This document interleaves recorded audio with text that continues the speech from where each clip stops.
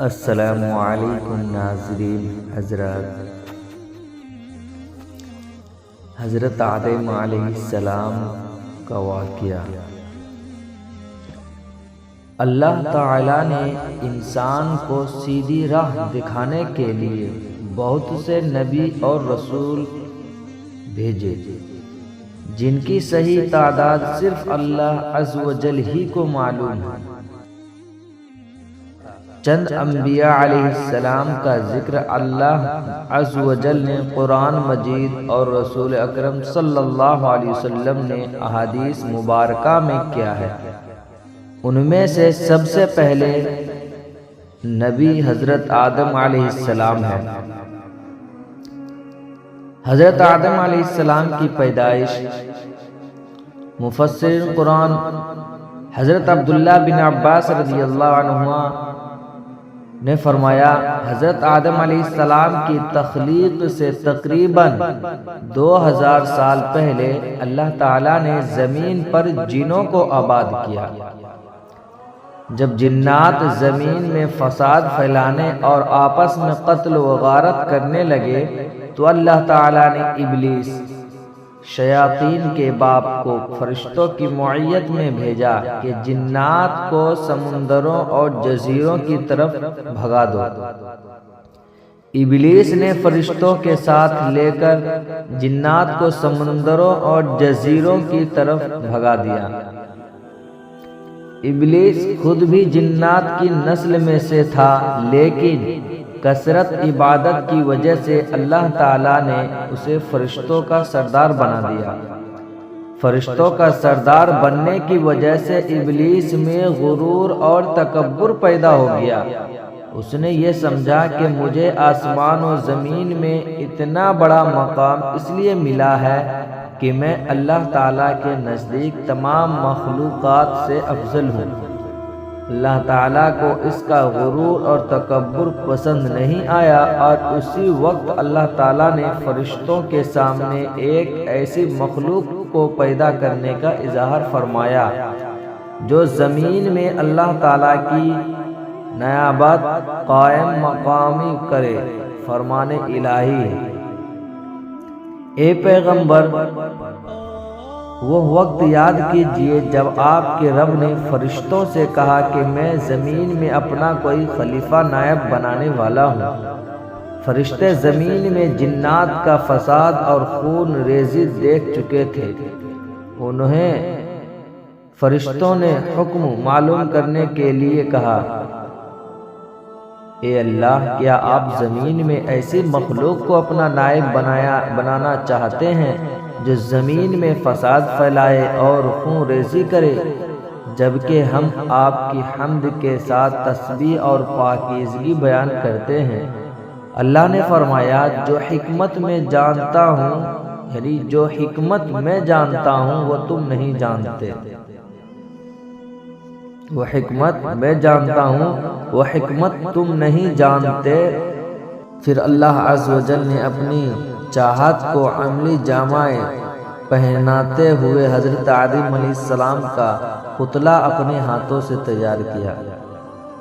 فرمان الہی، اللہ نے فرمایا، اے ابلیس، جسے آدم علیہ السلام کو میں نے اپنے ہاتھوں سے پیدا کیا، اسے سجدہ کرنے سے تجھے کس چیز نے روکا؟ حدیث رسول اکرم صلی اللہ علیہ وسلم۔ قیامت کے دن اہل ایمان جمع ہو کر آدم علیہ السلام کے پاس آئیں گے اور عرض کریں گے، آپ تمام انسانوں کے باپ ہیں۔ اللہ تعالیٰ نے آپ کو اپنے ہاتھ سے پیدا فرمایا، فرشتوں سے آپ کو سجدہ کروایا اور آپ کو چیزوں کے نام سکھائے۔ آپ اپنے رب کے سامنے ہماری سفارش کیجیے تاکہ ہمیں اس مصیبت میدان حشر کی ہولناکیوں سے نجات مل جائے۔ آپ صلی اللہ علیہ وسلم فرمائیں گے، آج اللہ تعالیٰ بہت غصے میں ہے۔ آج سے پہلے کبھی اتنے غصے میں نہیں آئے تھے اور نہ ہی بعد میں آئیں گے۔ اللہ نے مجھے درخت کے پاس جانے سے منع کیا تھا، لیکن مجھ سے غلطی ہو گئی، لہٰذا آپ کسی اور کے پاس چلے جاؤ۔ سب سے افضل دن جمعہ کا ہے۔ اسی دن حضرت آدم علیہ السلام کو پیدا کیا گیا، اسی دن انہیں جنت میں داخل کیا گیا، اسی دن جنت سے نکالا گیا اور اسی دن قیامت قائم ہوگی۔ اللہ سبحانہ وتعالیٰ نے آدم علیہ السلام کی شکل و صورت بنانے کے بعد جب تک چاہا انہیں ڈھانچہ کی صورت میں پڑا رہنے دیا۔ ابلیس شیاطین آدم علیہ السلام کے پاس جا کر لگا، جب اس نے دیکھا کہ یہ جسم اندر سے کھوکھلا ہے تو اس نے اندازہ کر لیا کہ یہ ایسی مخلوق ہے جو اپنے نفس پر قابو نہیں رکھ سکے گی۔ اللہ سبحانہ و تعالیٰ نے آدم علیہ السلام کو پوری زمین سے جمع کی گئی مٹی بھر خاک مٹی سے پیدا فرمایا۔ اسی وجہ سے آدم علیہ السلام کی اولاد بھی مختلف رنگوں کی مٹی کے مطابق پیدا ہوتی ہے۔ ان میں سفید، سرخ، سیاہ اور درمیانی رنگوں کے بھی ہیں۔ اسی طرح نیک اور بد، نرم خود اور سخت طبیعت اور درمیانی طبیعت والے ہیں۔ اللہ تعالیٰ نے حضرت آدم علیہ السلام کو جمعہ کے دن اپنے ہاتھ سے انسانی صورت میں پیدا فرمایا تاکہ ابلیس اپنی بڑائی کا دعویٰ نہ کر سکے۔